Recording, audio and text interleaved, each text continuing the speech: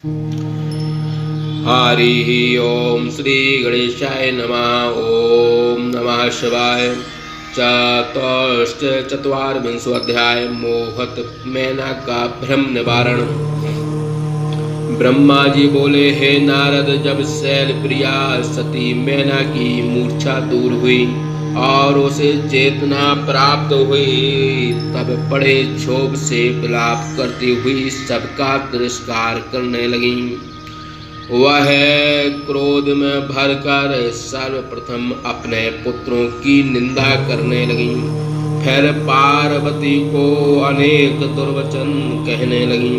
मैना बोली, हे मुने, पहले तुमने ही कहा था कि यह पार्वती शिव को वर्ण करेगी। पश्चात हिममान से कहकर तुमने उसे तपस्या के कार्य में लगाया, जिसका सत्य सर्वथा प्रतिकूल एवं अनर्थकारी परिणाम निकला। हे दुष्ट बुद्धि वाले नारद, तुमने मुझे अधम को सर्वथा धोखा दिया। हे मुनि, मेरी इस पुत्री ने मुनियों के द्वारा असाध्य परम दुष्कर जो तप किया, उसका कितना भयानक तथा दुखदायक परिणाम निकला, उसे देखो। हाय, अब मैं क्या करूं, कहाँ जाऊं, कौन मेरे दुख को दूर करेगा। मेरा सब कुछ तो नष्ट हो ही गया, जीवन भी नष्ट हो गया। वे दिव्य ऋषि कहाँ गए? यदि वे इस समय मुझे मिल जाते तो मैं उनकी दाढ़ी मूछ उखाड़ देती। जिस वशिष्ठ पत्नी को लोग तपस्विनी कहते हैं और जो विवाह के लिए सो आई थी, वह तो बड़ी धूर्त निकली। यह मेरे किस अपराध का फल है जो मेरा सारा कुल नष्ट हो गया। इतना कहने के अनंतर वह पार्वती की ओर देखकर कटु वचन कहने लगी। हे दुष्टे, तूने यह कौन सा दुखदाई कर्म किया जिससे मेरा कर्म फूट गया। हे दुष्टे, तुमने सुवर्ण देकर यह कांच कैसे मोल ले लिया। चंदन का लेप छोड़कर अपने शरीर में कदरम का लेप कैसे किया। अपने हाथ का हंस गंवाकर कौआ कैसे ग्रहण किया। गंगा जल छोड़कर यह कूपोदक किस प्रकार पान किया। सूर्य को छोड़कर जुगनू कैसे ग्रहण किया। चावल छोड़कर किस प्रकार उसकी भूसी खा ली। घी तथा तेल छोड़कर रोक्ष खली का भक्षण क्यों किया। तूने शेर की सेवा छोड़कर किस प्रकार श्रृंगार की सेवा की। ब्रह्म विद्या का त्याग कर कुत्सित गाथा क्यों सुनी। हे पुत्री, तुमने घर की मांगलिक यज्ञ विभूति छोड़कर अमंगल चिताभस्म कैसे धारण किया। विष्णु आदि परमेश्वर तथा इंद्रादि श्रेष्ठ देवताओं को छोड़कर तुमने कुबुद्धि से शिव के निमित्त इतना घोर तप क्यों किया। तुम्हें धिक्कार है, तुम्हारी बुद्धि को धिक्कार है, तुम्हारे रूप एवं आचरण को धिक्कार है। तुम्हें उपदेश करने वाले नारद को धिक्कार है और तुम्हारी उन सखियों को धिक्कार है। तुम्हें जन्म देने वाले तुम्हारे माता पिता, हम दोनों को धिक्कार है। हे नारद, तुम्हारी तथा उन सप्तऋषियों की बुद्धि को धिक्कार है जो ऐसा उपदेश दिए। मेरे कुल को धिक्कार है। हे पुत्री, तुम्हारे उत्कृष्ट तप रूप इस क्रिया को धिक्कार है, जिससे मेरा सब कुछ धिक्कार के योग्य हो गया। घर तो नष्ट हो गया, किंतु अब मैं भी मर जाऊंगी। अब पर्वतराज मुझे अपना मुँह न दिखावे और सप्तऋषि गण भी मुझे अपना मुख न दिखावे। सब लोगों ने मिलकर ऐसा कार्य किया जिससे मेरा कुल ही नष्ट हो गया। हाय, मैं बंध्या क्यों नहीं हुई, मेरा गर्भ क्यों नहीं गिर गया। अच्छा यही होता कि मैं ही मर गई होती अथवा मेरी यह पुत्री ही मर जाती। हम दोनों को आकाश में ले जाकर राक्षसों ने क्यों नहीं खा लिया। अब मुझे इस शरीर से क्या करना है। मैं जाकर जीकर ही क्या करूँगी अथवा तुम्हारा ही शिरच्छेदन कर दूं। किंतु क्या करूं, तुम्हें त्याग कर भी कहाँ जाऊं। हाय, मेरा जीवन ही नष्ट हो गया। ब्रह्मा जी बोले, ऐसा कहकर वह मैना मूर्छित हो पृथ्वी पर गिर पड़ी। वह शोक तथा रोष से इतना व्याकुल हो गई कि अपने पति के पास भी न जा सकी। हे मुनीश्वर नारद, उस समय सारे घर में हाहाकार मच गया। फिर सब देवता बारी बारी से उसके समीप गए। हे देव मुने, पहले मैं ब्रह्मा स्वयं ही उसके समीप गया। हे ऋषिश्रेष्ठ, तुम मुझे देख कर उस मैना से ऐसा कहने लगे। नारद जी बोले, हे मैने, तुमने शिव का यथार्थ सुंदर रूप नहीं देखा। उनके जिस रूप को तुम देख रही हो वह उनका यथार्थ रूप नहीं है। यह तो रूप उन्होंने लीला करने के लिए धारण किया है। इस कारण हे पतिव्रते, क्रोध छोड़ प्रसन्न हो उठो और हट छोड़ कर स्वस्थ मन से कार्य करो तथा इस पार्वती को शंकर के नमत प्रदान करो। ब्रह्मा जी बोले, हे नारद, यह वचन सुनकर मैना क्रोध में भरकर तुमसे कहने लगी। नारद, तुम बड़े दुष्ट एवं अधम हो। यहाँ से उठकर शीघ्रता से मेरे आँखों से दूर चले जाओ। जब मैना ने नारद को ऐसा कहा तब समस्त इंद्रादि देवता तथा समस्त दिक्पाल गण आकर मैना से बोले,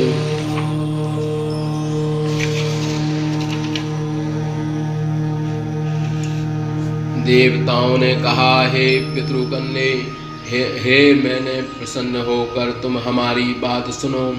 यह सबको सुख देने वाले साक्षात शिव हैं। भक्त वत्सल हे भगवान शिव तुम्हारी पुत्री का अत्यंत दुष्कर तप देख कर उसके ऊपर अपनी कृपा प्रकट करते हुए उसे अपना दर्शन दिया। ब्रह्मा जी बोले, तब वह मैना बारंबार विलाप करती हुई देवताओं से बोली, ऐसे भयानक रूप धारण करने वाले शिव को मैं अपनी कन्या नहीं दूंगी। आप सभी देवगण मिलकर इसे मेरी पुत्री का रूप व्यर्थ करने के लिए इतना प्रपंच क्यों रचते हो। उसके ऐसा कहने पर वे सभी वशिष्ठ आदि सप्तऋषि वहां आकर उनसे कहने लगे। सप्तऋषिगण बोले, हे पितृकन्ये, हे गिरिराज प्रिय, हम तुम्हारा कार्य बनाने के लिए आए हैं। यदि इस विषय में तुम विरुद्ध बात भी कहो तो हम उस पर ध्यान नहीं देंगे। ब्रह्मा जी बोले, मैंने तुम्हारे लिए सबसे बड़ा उत्तम लाभ है जो शंकर ने तुम्हें दर्शन दिया। फिर इससे भी बढ़कर तुम्हारा अहोभाग्य है जो शिव दान लेने के लिए तुम्हारे घर पधारे हैं। इतना सुनकर भी मैना ने उन मुनियों के वचन को झूठा समझ लिया और मूर्खतावश क्रोध के वशीभूत हो उन ऋषियों से कहने लगी। मैना बोली, मैं अपनी कन्या का वध शस्त्र से कर डालूंगी। किंतु शंकर के निमित्त अपनी कन्या कदापि नहीं दूंगी। आप सभी यहाँ से शीघ्र चले जाइए और इस निमित्त पुनः मेरे पास मत आइएगा। ब्रह्मा जी बोले, इस प्रकार कहकर मैना व्याकुल हो मौन रह गई। हे मुने, उस समय उसकी ऐसी दशा देख कर देवगणों में हाहाकार मच गया।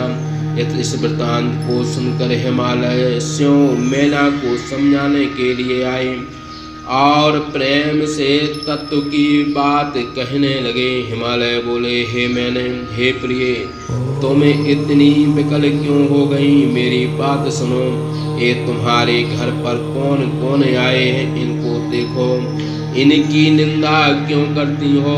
तुम निश्चय ही शंकर को अच्छी तरह नहीं जानती, जो इनके इस विकट रूप को देखकर इतनी व्याकुल हो गई हो।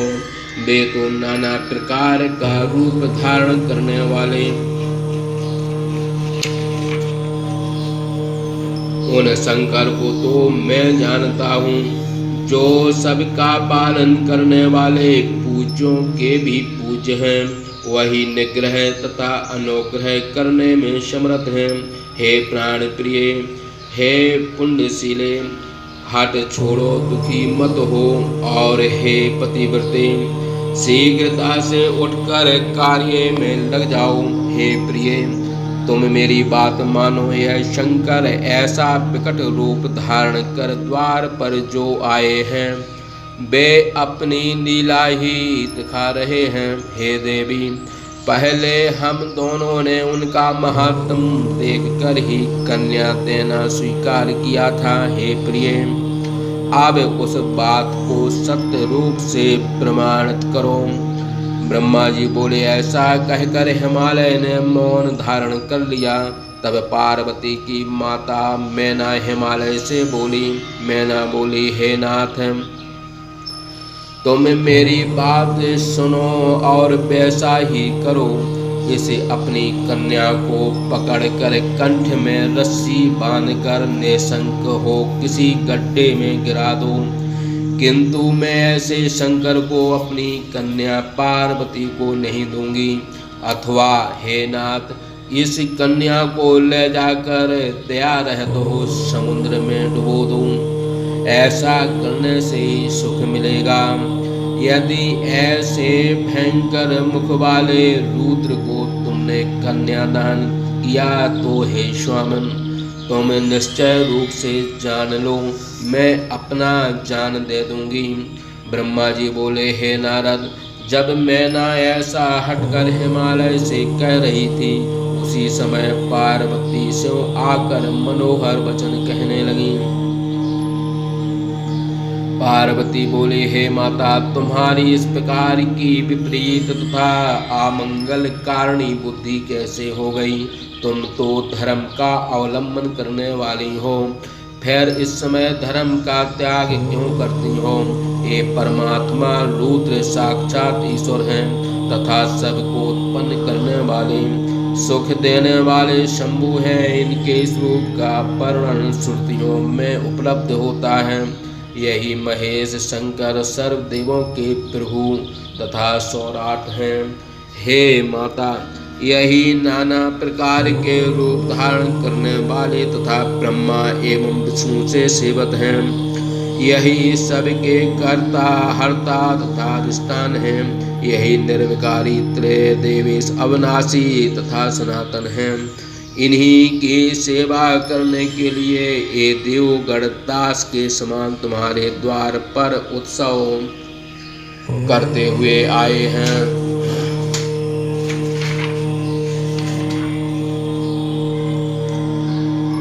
अब इससे बढ़कर और क्या सुख होगा? इसलिए हे माता, प्रयत्न पूर्वक उठो और जीवन सफल करो। तब शंकर के निमित्त मुझे देकर अपना गृहस्थाश्रम सफल करो। हे जननी, मैं तुमसे विनय पूर्वक कहती हूँ कि तुम मुझे शंकर के निमित्त प्रदान करो।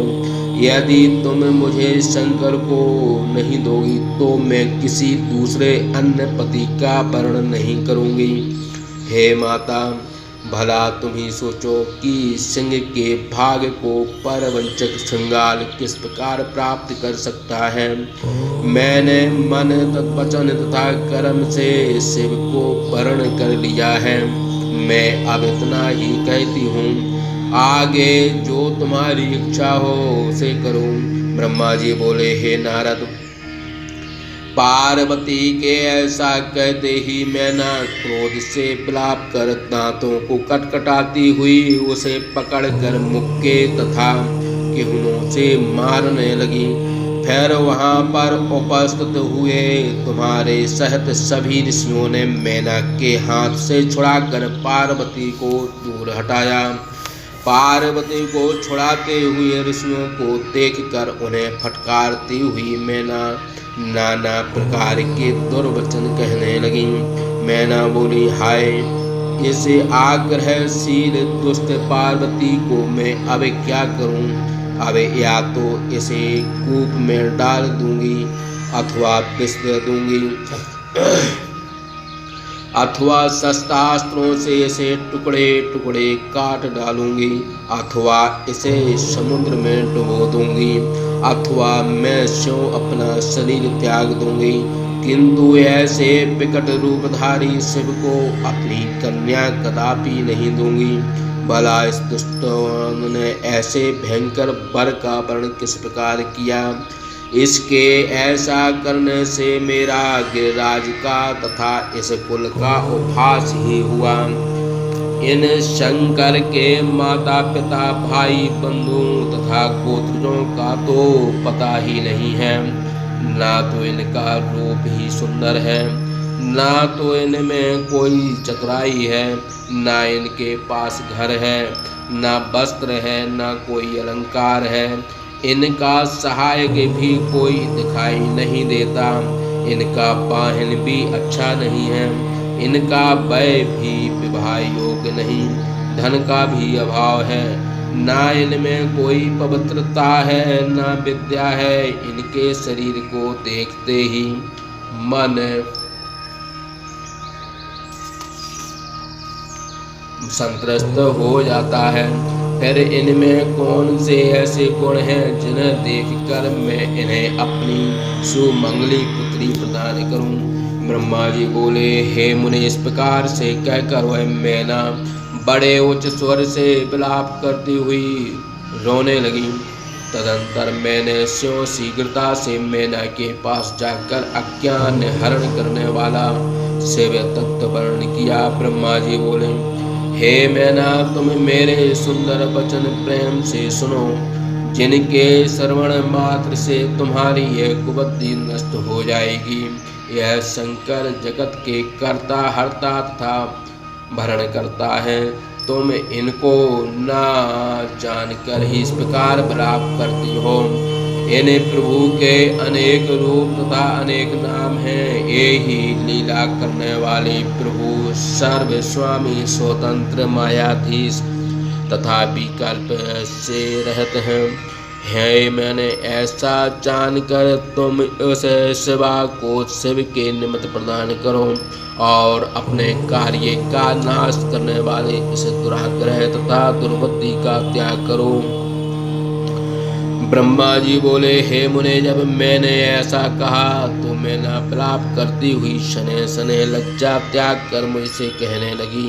मैना ने कहा, हे ब्रह्मन, आप तो इस बात को कदापि मत कहिए कि यह पार्वती शिव के निमित्त दो।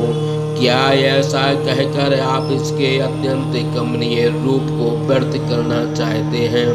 यदि ऐसा ही है तो आप इसको मार क्यों नहीं डालते? निश्चित समझिए कि मैं अपनी इस प्राण प्रिया को शिव के निमित्त नहीं दूंगी। ब्रह्मा जी पुनः बोले, हे महामुने, ऐसा कहने पर सनकादि सिद्ध जन आकर मैना से कहने लगे। सिद्धगणों ने कहा, हे देवी, यह परम सुख देने वाले परमात्मा सदा शिव स्वयं भगवान हैं, जो तुम्हारी पुत्री पर कृपा कर दर्शन दे रहे हैं। ब्रह्मा जी बोले, तब मैना बारंबार विलाप करती हुई उनसे भी यही बात बोली कि मैं ऐसे भयंकर रूप धारण करने वाले शंकर को अपनी कन्या नहीं दूंगी।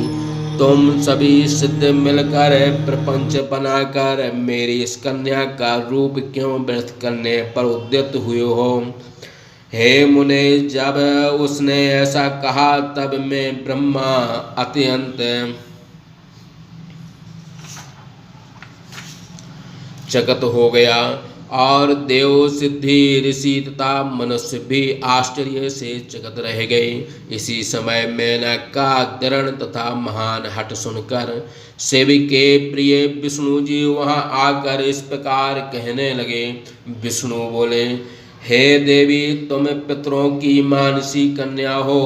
तुम अनेक गुणों से युक्त हो और साक्षात हिमालय की पत्नी हो। तुम्हारा अत्यंत पवित्र ब्रह्म कुल है, वैसे ही तुम्हारे सहायक भी हैं, इसलिए तुम इस लोक में धन्य हो। अतः तुमसे विशेष क्या कहूँ। तुम धर्म का आधार होकर किस प्रकार धर्म का त्याग करती हो। भला तुम ही अपने मन में विचार करो कि देवता, ऋषि, ब्रह्मा जी तथा मैं यह सभी झूठ क्यों बोलेंगे। अवश्य ही तुम शिव को नहीं जानती। वे जिस प्रकार निर्गुण तथा सगुण रूप धारण करते हैं, उसी प्रकार वे विरूप तथा स्वरूप भी हैं। वही सज्जनों को शरण देने वाले तथा सर्वसेव्य हैं। उन्होंने ही मूल प्रकृति स्वरूपा ईश्वरी देवी का निर्माण किया है। फिर उन्हीं प्रकृति तथा पुरुषोत्तम से हम तथा ब्रह्मा उत्पन्न हुए हैं। वे स्यों लोक के हित की इच्छा से रुद्र रूप में प्रकट हुए हैं। इसके अनंतर वेद, तत्पश्चात देवगण तथा और जो भी जगत में स्थावर जंगम रूप में दिखाई पड़ता है, वह सब इन्हीं शिव से उत्पन्न है। उनके स्वरूप का वर्णन करने की शक्ति किसमें है और उनका रूप भी कौन जान सकता है। मैंने तथा ब्रह्मा ने भी उनका अंत नहीं पाया है। ब्रह्मा से लेकर स्तंभ पर्यंत जो कुछ भी दिखाई पड़ता है, उसे शिव रूप ही जानो। इसमें विशेष विचार करने की आवश्यकता नहीं। वही इस समय अपनी लीला से ऐसा रूप धारण कर उत्पन्न हुए हैं और पार्वती के तप के प्रभाव से तुम्हारे द्वार पर आए हैं। इसलिए हे हिम पत्नी, तुम इस दुख का परित्याग कर शिव का भजन करो। ऐसा करने से तुम्हें महान आनंद होगा और तुम्हारे कलेश का नाश भी होगा। ब्रह्मा जी बोले, विष्णु के इतना समझाने के पश्चात मेनका का चित्त कुछ कोमल द्रवत हो गया, किंतु इतने पर भी उसने शिव को कन्या न देने का हठ त्याग नहीं किया।